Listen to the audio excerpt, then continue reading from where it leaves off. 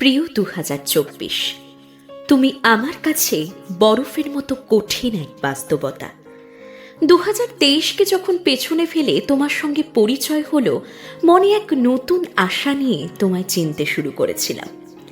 তোমার আগে যে 23টা কাটিয়ে এসেছি সে আমায় খুব একটা খারাপ রাখেনি, ভালোই কেটেছিল হেসে খেলে।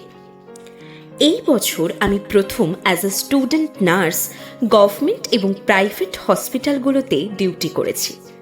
তার সূত্রে বহু মানুষের জীবনকে সামনে থেকে প্রত্যক্ষ করার সুযোগ পেয়েছি, আর বুঝেছি এই পৃথিবীতে কত ধরনের মানুষ আছে। মানুষের বেঁচে থাকাটাই অদ্ভুত, মৃত্যুই তো সত্য।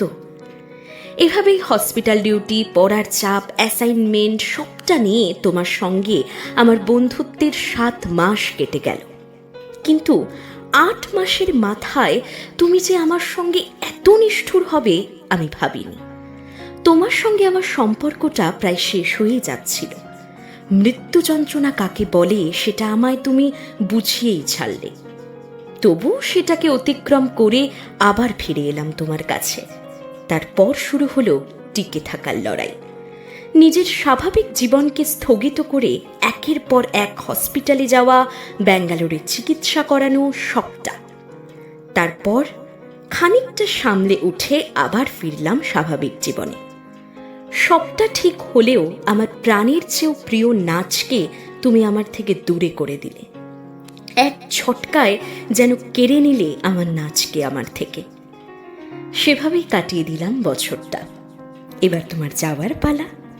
তবে তোমার শেষ মাসটায় মনে অনেকটা সাহস নিয়ে একটা বড় লড়াইতে নামলাম। লড়াইটা জিতেও গেলাম। বছর শেষে শুধু একটাই কথা বলবো তোমায়, ধন্যবাদ আমায় বাস্তবতা লড়াই করা শেখানোর জন্য। Life is truly unpredictable.